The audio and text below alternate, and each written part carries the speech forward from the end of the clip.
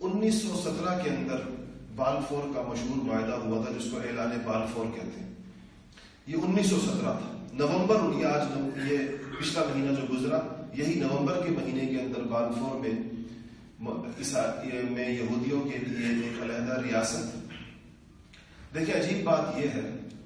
کہ مسلمانوں کے جتنی لڑائیاں ہوئی ہیں, جتنا جہاد ہوا ہے فلسطین میں, وہ عیسائیوں کے ساتھ ہوا ہے. یہودی اس زمانے میں تھے, یہودیوں کو تو عیسائی نکال چکے تھے وہاں سے, اور صرف وہاں سے نہیں نکالا, ہر جگہ سے ان کو نکالا تھا, پوری دنیا کے اندر ان کو مارا تھا. 40 لاکھ یہودی تو ہٹلر نے مارے کم سے کم, تو اور باقی دنیا کے اندر یہ در بدر پھر رہے تھے. اس سب سے پہلے جو تصور آتا ہے کہ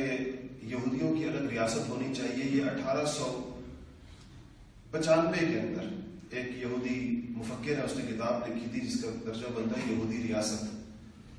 اس نے یہ کہا کہ ہمیں سوچنا چاہیے کہ دنیا میں ہمارے پاس کوئی ریاست ہونی چاہیے, کوئی جگہ ہونی چاہیے جہاں پر ہم اکٹھے ہو سکیں. ہم دنیا میں تتر بتر ہیں اور مختلف لوگوں نے ہمیں مختلف جگہوں سے مختلف کیونکہ یہ سازشی ہیں, جہاں پر بھی عیسائیوں کے ساتھ بھی لڑائیاں اسی بنیاد پر تھیں کہ ان کو ان کی مکاری کی وجہ سے, ان کی سازشوں کی وجہ سے, یہ ہر ایک کے ساتھ ان کی جنگیں نہیں. تو انہوں نے دنیا میں 3-4 مقامات کے بارے میں غور کیا. افریقہ کے بارے میں بھی غور کیا کہ افریقہ کے اندر ہم کوئی جگہ ڈھونڈیں, ایشیا کے اندر کوئی جگہ ڈھونڈیں. افریقہ میں ان کا خیال یہ تھا کہ ہمیں بڑے علاقے پیسوں کی بنیاد پر ویسے ہی مل جائیں گے. آپ کو پتا ہے افریقہ متمدن نہیں تھا اتنا زیادہ, اب بھی نہیں ہے, کہ یہاں پوری ہم ایک ریاست کی سرزمین خرید لیں گے. یوگنڈا کا نام آیا تھا سب سے پہلے ان کے سامنے کہ یوگنڈا کے اندر ایک اپنی یہودی ریاست بنائیں گے. پھر اس کے 2 سال کے بعد 1897 میں بھی 1898 کے اندر انہوں نے اپنی عالمی کانفرنسیں کی یہودیوں نے, جس میں انہوں نے یہ طے کیا کہ جو ہمیں جو سرزمین درکار ہے اگر اس کا ایک تاریخی تسلسل, تاریخی پس منظر ہونا چاہیے, ویسے صرف قطع اراضی سے ہمارا کام نہیں چلے گا. تو انہوں نے پھر فلسطین کے بارے میں طے کیا کہ فلسطین میں ہماری ریاست ہونی چاہیے. یہ دور تھا جب فلسطین جو ہے وہ شام کا حصہ تھا, اور یہ سارا کا سارا شام, عراق, مصر, یہ سب کا سب سلطنت عثمانیہ, خلافت عثمانیہ کا حصہ تھا. جس یہودی مفکر نے, آپ کبھی اس کی تاریخ پڑھیں گے تو آپ کو یقین آئے گا کہ جیسی غیر معمولی محنت اور جس قسم کی قربانی یہودیوں نے اپنی اس ریاست کے قیام کے لیے دی ہیں, یہ اتنی آسانی سے نہیں بنی ہے. اور اس میں مسلمان حکمرانوں کا, مسلمان ریاستوں کا جو آخر تک اس قضیے کے آج تک جہاں تک یہ قضیہ پہنچا ہے, اتنا شرمناک کردار رہا ہے کہ وہ جب بھی آپ تاریخ پڑھیں گے تو عرق ندامت سے انسان کی پیشانی جو ہے وہ بھیگ جاتی ہے کہ یہ مسلمانوں کا کردار رہا اپنے مقدسات کے, خاص طور پر مسلمان ریاستوں اور ملکوں کا. یہ لوگ جب انہیں پتا چلا جب انہیں معلوم تھا اس بات کا کہ سلطان عبدالحمید آخری عثمانی خلیفہ ہے, آپ نے ان کا نام سنا ہوگا, ان کا وفد گیا سلطان عبدالحمید کے پاس. اور سلطان عبدالحمید یہ وہ دور ہے جب خلافت عثمانیہ کا بالکل آخری زمانہ ہے. ترکی کو یورپ کا مرد بیمار کہا جاتا تھا, اور خلافت عثمانیہ گویا کہ دم توڑ رہی تھی. بے انتہا قرضے تھے ان کے اوپر, بین الاقوامی قرضے تھے. جتنی جنگ عظیم کے اندر انتہائی ناقمت اندیشی کے ساتھ خلافت عثمانیہ کود گئی تھی دو الگ ملکوں کی جنگوں کے اندر, جس میں اس کو ضرورت ہی نہیں تھی اس جنگ کے اندر حصہ لینے کی اگر دیکھا جائے تو, لیکن اسے بلا وجہ اس میں کچھ حملے کیے. اس کا نتیجہ یہ نکلا کہ ساری کی سارے علاقے اس کے ہاتھ سے نکل گئے. تو جو یہودی وفد سلطان عبدالحمید خان سے ملا تو اس نے ان کو یہ پیشکش کی کہ اگر آپ شام میں سے یہ علاقہ جو فلسطین کہلاتا ہے اگر یہ کاٹ کر ہمارے حوالے کر دیں, ہمیں دے دیں, تو ہم آپ کی سلطنت کے ماتحت رہیں گے. ہم یہ نہیں کہتے کہ ہم خود مختار آزادی کا اعلان کر دیں گے, ہم آپ کے ماتحت ہوں گے, ایک صوبے کی سی حیثیت ہوگی, یا جیسے آپ کے باقی علاقے آپ کے قبضے میں ہیں, آپ کے مقبوضہ جات میں سے یہ بھی ہوگا. اس کے عوض میں دنیائے یہودیت اپنے تمام تر مالی وسائل کے ساتھ آپ سے یہ وعدہ کرتی ہے کہ ہم خلافت عثمانیہ کے تمام قرضے ادا کر دیں گے اگر ہمیں صرف اتنی جگہ آپ اپنے انڈر رہتے ہوئے, یہ بھی نہیں کہ ہم خود مختار ہوں گے, ہم خلافت عثمانیہ کے تمام فوجی اور اقتصادی قرضے ادا کر دیں گے، اور یہودیوں کے پاس اتنا مال ہے کہ وہ یہ سارے قرضے ادا کر سکتے ہیں۔ اس پر سلطان عبدالحمید نے اپنا مشہور تاریخی جملہ کہا تھا کہ زمین سے ایک تنکا اٹھا کر کہا کہ اگر تم مجھ سے فلسطین کے اندر اس تنکے کے برابر کوئی چیز مانگو گے میں تمہیں نہیں دوں گا۔ اس کے بعد اس زمانے میں بھی میڈیا ان کے ہاتھ میں تھا، جس طرح آج دنیا کے آپ پوری دنیا کے اخبارات آپ معلومات کریں، دنیا کے بڑے اخبارات، دنیا کے بڑے ٹی وی چینلز، دنیا کے ذرائع ابلاغ کی بڑی بڑی چیزیں، جس طرح آج ہی یہودیوں کے ہاتھ میں میڈیا اور معیشت، یہ دو چیزیں ان کا خاص میدان ہے جس پر ان کا قبضہ ہوتا ہے اپنی تعداد کے کم ہونے کے باوجود۔ انہوں نے پھر سلطان عبدالحمید خان کے خلاف ایک بہت بڑی میڈیا کیمپین شروع کی، اور ترکی کے اندر بھی ان کے لیے مسائل پیدا کی، خلافت کے سقوط کے اندر، اور وہاں پر مصطفیٰ کمال پاشا کی آمد کے اندر اس پس منظر کا بھی بہت بڑا حصہ تھا کہ یہودی اس خلافت کو بہت صورت گرانا چاہتے تھے۔ مسلمانوں کے ہاتھ میں یہ علاقہ آپ حضرات کے علم کے اندر ہے، اور یہ تاریخ آپ کو معلوم ہونی چاہیے کہ رسول اللہ صلی اللہ علیہ وسلم نے دنیا سے پردہ فرمانے سے پہلے ایک لشکر تیار کیا تھا جس کو جیش اسامہ کہتے ہیں۔ حضرت اسامہ بن زید رضی اللہ تعالیٰ عنہ کی سربراہی میں جو 17-18 سال کے نوجوان تھے، اور اس لشکر کے اندر سارے بڑے صحابہ کی تشکیل فرمائی تھی، اور یہ مسلمانوں کی اطاعت کا اور ان کے منظم ہونے کا بہت بڑا ثبوت تھا کہ سیدنا اسامہ رضی اللہ تعالیٰ عنہ جیسے ایک نوخیز نوجوان اتنا بڑا لشکر لے کے روانہ ہو رہے تھے۔ آپ صلی اللہ علیہ وسلم کی بیماری نے تھوڑا سا طول کھینچا تو یہ لشکر اس خیال سے رکا کہ اگر آپ صلی اللہ علیہ وسلم کو تھوڑی صحت ہو جائے تو ہم نکلیں گے، لیکن وہ بیماری پھیلی اور آپ صلی اللہ علیہ وسلم دنیا سے پردہ فرمایا۔ سیدنا ابوبکر صدیق رضی اللہ تعالیٰ عنہ نے جب بار خلافت ان کے کندھوں پر آیا اور انہوں نے یہ فیصلہ کیا کہ جیش اسامہ جائے گا، تو یہ جیش اسامہ اس وقت رومیوں ہی کے مقابلے میں بھیجا جا رہا تھا جن کے پاس فلسطین تھا اس وقت۔ یہ لشکر ابوبکر صدیق رضی اللہ تعالیٰ نے بھیجا۔ پھر وہ مانعین زکوٰۃ کا اور ارتداد کے واقعات کھڑے ہو گئے جو تاریخ اور سیرتی کتابوں میں لکھا ہے، جو مسائل سیدنا ابوبکر صدیق کو پیش آئے، اور آپ کے علم میں ہے کہ کچھ قبائل مرتد ہو گئے تھے اور کچھ لوگوں نے زکوٰۃ دینے سے قبائل نے انکار کر دیا تھا۔ سیدنا عمر فاروق رضی اللہ تعالی عنہ فرماتے ہیں کہ میں اتنا، یعنی سیدنا عمر فاروق کی شہرت ہی اور ان کی تاریخ اوراق کے اندر ان کی شخصیت معروف ہی اپنی شجاعت اور اپنی دلیری کی وجہ سے۔ تو کہتے ہیں کہ میں ابوبکر صدیق رضی اللہ تعالیٰ عنہ کے پاس آیا، میں نے کہا کہ ایک طرف سے لوگ کچھ قبائل مرتد ہو، ایک تو رسول اللہ صلی اللہ علیہ وسلم کی دنیا سے پردہ فرمانے کا صدمہ ہے جس تمام مسلمانوں کے اوپر، پھر قبائل مرتد ہو گئے، ان کے ساتھ جنگ ہے، پھر کچھ لوگوں نے زکوٰۃ کا انکار کر دیا ہے، ادھر سے جیش اسامہ کے بارے میں صحابہ نے مشورہ یہ دیا کہ ان دنوں میں نہ بھیجا جائے، اس لشکر کو روک لیا جائے۔ سیدنا ابوبکر صدیق نے فرمایا کہ جس لشکر کو رسول اللہ تیار کر کے بھیج چکے ہوں، ابوبکر کیسے روکے اس کو؟ تو کہا یہ لشکر بھی جائے گا، اور اس کے اندر بہت بڑی تعداد صحابہ کی اس کی طرف گئی۔ تو عمر فاروق رضی اللہ تعالیٰ عنہ نے فرمایا کہ میں گیا ابوبکر صدیق کے پاس اور میں نے کہا کہ آپ نے جیش اسامہ بھی بھیج دیا، آپ مرتدین کے خلاف بھی جہاد کر رہے ہیں،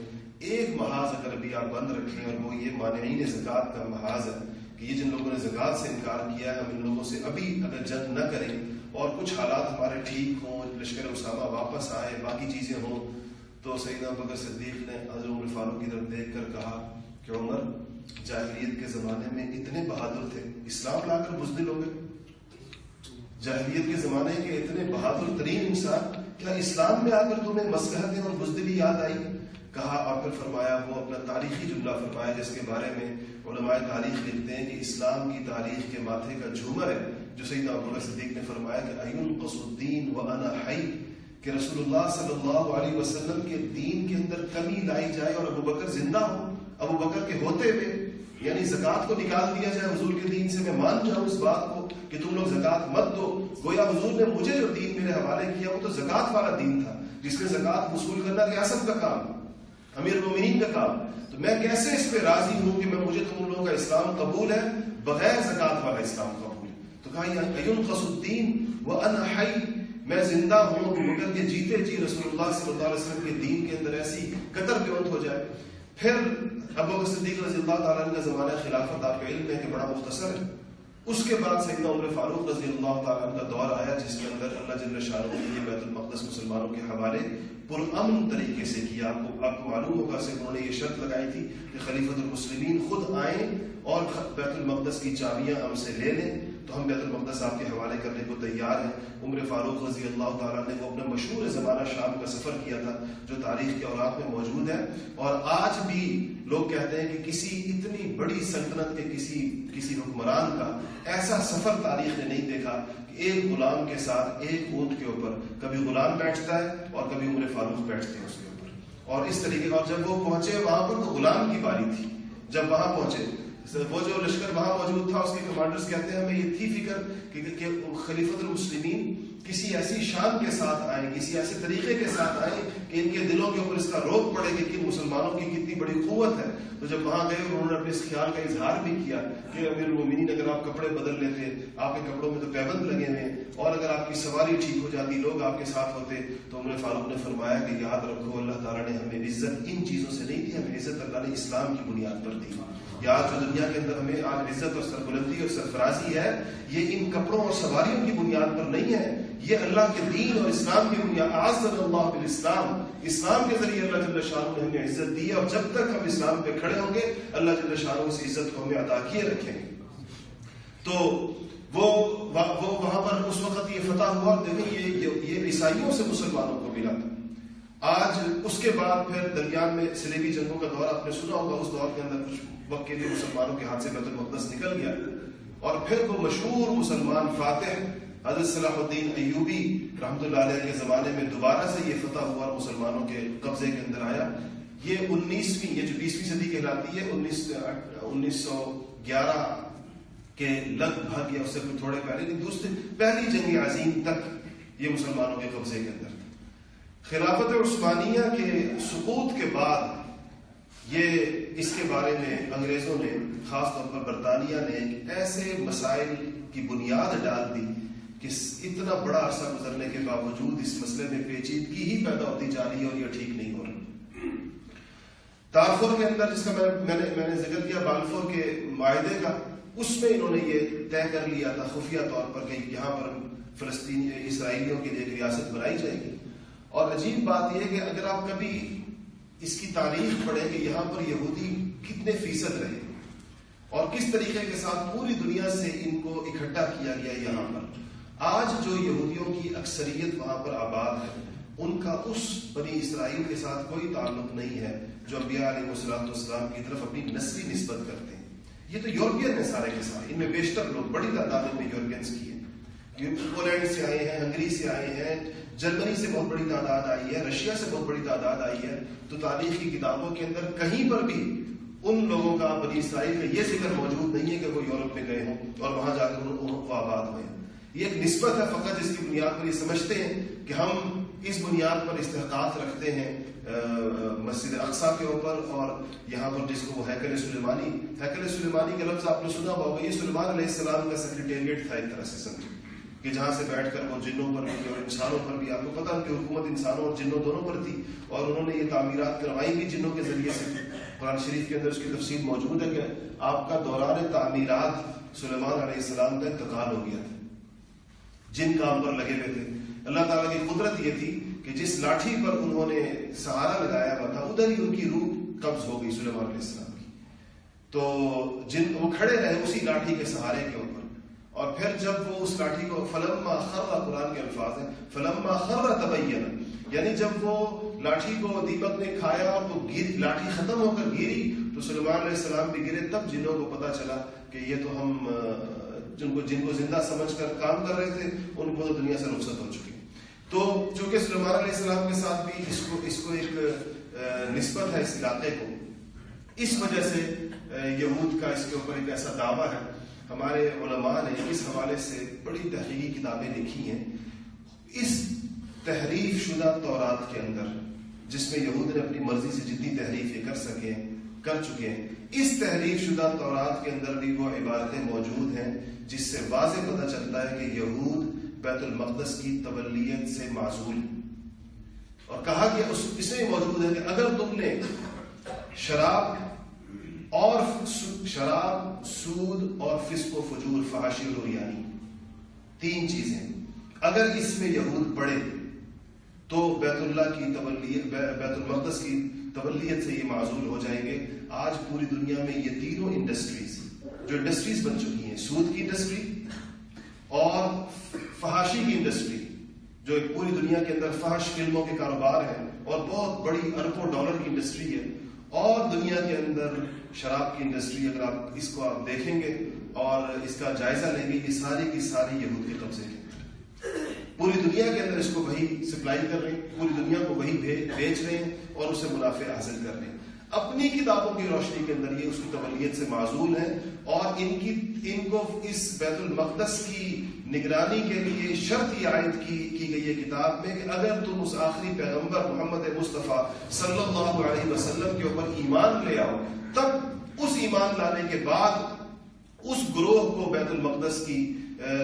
تولیت اس کے پاس ہوگی جو اس آخری نبی پر ایمان لا کر اس کا ساتھ دیں گے، کیونکہ پچھلے نبیوں سے یہ وعدہ لیا گیا تھا کہ وہ جب نبی آئیں گے تو ان کے پیروکار ان کی نصرت کریں گے اور ان کے ساتھ مدد کریں گے۔ اس اعتبار سے اسی تورات کی عبارات سے آپ کی بات ثابت کر سکتے ہیں کہ بیت المقدس کی تولیت حضور صلی اللہ علیہ وسلم کے ماننے والوں کے حوالے کی گئی ہے، آج سے نہیں، صدیوں کا، حضور صلی اللہ علیہ وسلم کی تشریف آوری سے بھی پہلے سے۔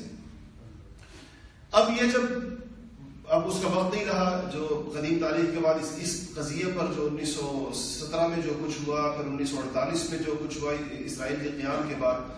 اب جو نیا واقعہ آپ حضرات نے سنا ہے جس کے اوپر ہمیں اپنا شدید ترین احتجاج ریکارڈ کرانا چاہیے، اور وہ یہ ہے کہ امریکی صدر ٹرمپ نے یہ اعلان کیا ہے کہ یروشلم کو، القدس کو، وہ امریکہ اسرائیل کا دارالخلافہ تسلیم کرنے کو تیار ہے اور اپنا سفارت خانہ بھی وہاں سے منتقل کر رہا ہے تل ابیب سے یروشلم کی جانب۔ حالانکہ القدس آج تک آپ کو پتا ہے کہ فلسطین کے قضیے پر 4 عرب اسرائیل جنگیں ہو چکی ہیں، 4، اور ان بدقسمتی سے ان جنگوں کی اپنی ایک عجیب تفصیل ہے، اور اس کے اندر جس میں نے عرض کیا کہ اسلامی ریاستوں کے بڑے شرمناک کردار ہیں، لیکن ان 4 جنگوں کے اندر بھی، اس دارفور کے معاہدے کے اندر بھی، 48 کے اسرائیل کے قیام کے اندر بھی، اس کے بعد اوسلو کے معاہدے کے اندر بھی، جتنے معاہدے ہوئے ہیں بین الاقوامی اقوام متحدہ سب کے اندر اس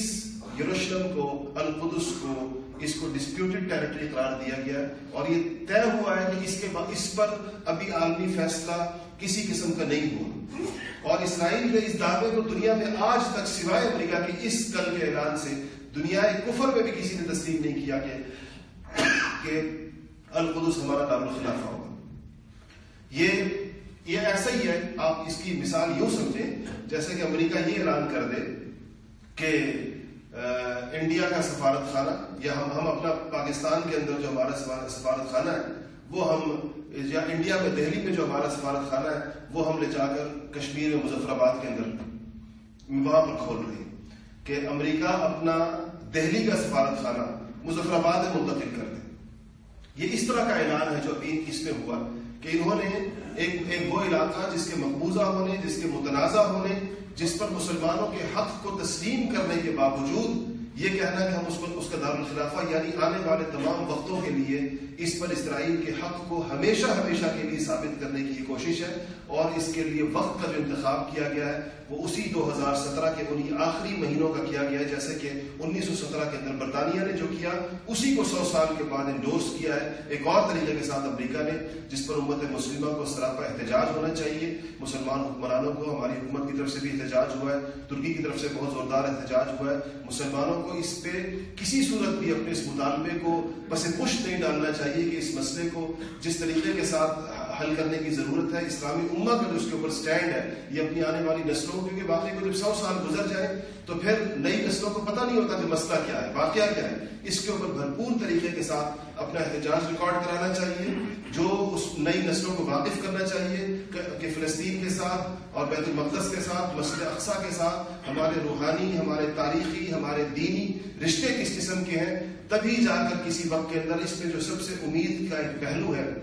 وہ یہ ہے کہ حضور صلی اللہ علیہ وسلم کی یہ پیشن گوئی ہے کہ یہود کو کھچ کھچ کر ادھر جمع ہوں گے، اور پھر ان کا جب حضرت مہدی تشریف لائیں گے، ان کا جو قتل عام ہوگا وہ اسی سرزمین پر ہوگا جہاں پر ان کو اکٹھا کیا جائے گا۔ تو عین ممکن ہے کہ اللہ جل شانہ کی قدرت اسی کا انتظام کر رہی ہو کہ ان کو جس طرح پوری دنیا سے لا کر ایک جگہ پر اکٹھا کیا جانا ہے جہاں سے ان کا حتمی ابدی اور ہمیشہ کے زوال کا آغاز ہونا ہے۔ ہو سکتا ہے کہ یہ چیز اسی کی جانب اللہ کرے کہ واقعتاً یہ فیصلہ اسی کا پیش خیمہ ثابت ہو۔ وآخر دعوانا الحمدللہ۔